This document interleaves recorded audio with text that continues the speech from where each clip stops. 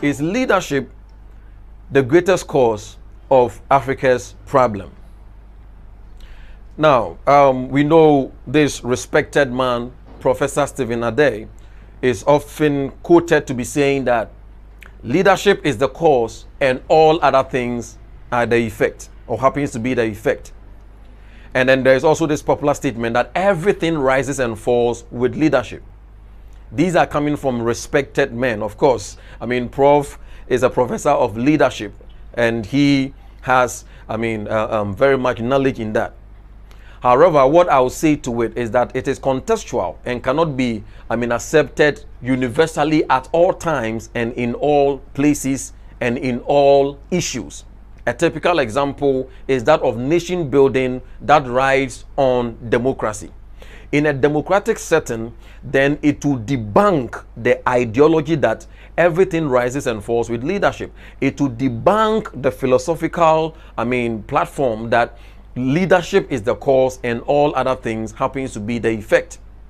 In a democratic setting, just as Ghana and many African nations today are practicing, fortunately or unfortunately, depending on the angle that you may be coming from, it must be understood that leadership is a fundamental, it is a product of a fundamental cause. Leadership is therefore not the cause, leadership is an effect of a deeper invasive cause. Why am I saying this? Because democracy, as we know, is the government by the people, for the people, of the people. So what it presupposes that in democracy there is a portfolio that is stronger, bigger, wider, and more powerful even than the president. And that happens to be the people. The beginning of the Constitution of Ghana says as well that we, that is what? Representing the enclave or the population of the citizenry of Ghana. We, the people of Ghana. It is our sovereign right. So in a democracy, it rides on the people, the masses, the intellectual, moral, and other aspects of the lives of the citizenry is the single most important determinant of whether the nation is going to progress or not.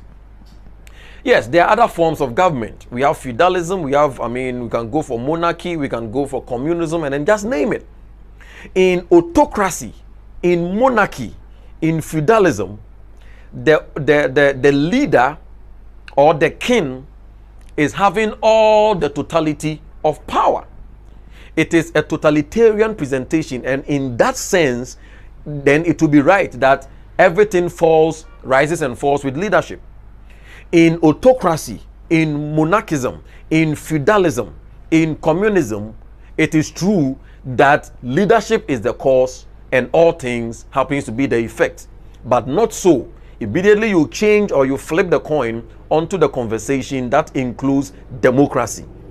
Democracy presents power on the shoulders of the citizenry.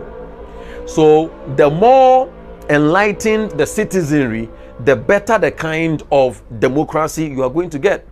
The more morally sound the citizenry, the better the kind of democracy you are going to get.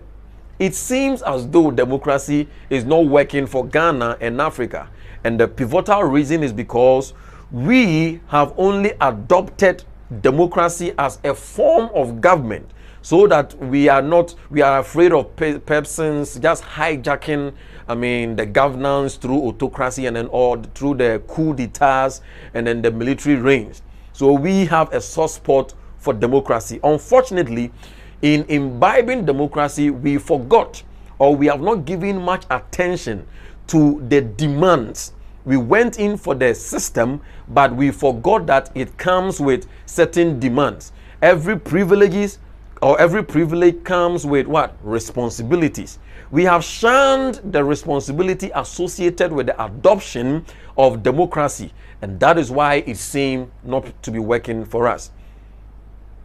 Is leadership the cause of Africa's problem? Yes, we understand that we have a leadership crisis. In fact, a serious poverty of leadership. But let us get this well. that in a truly democratic setting like Ghana and many African countries, leadership is not the cause.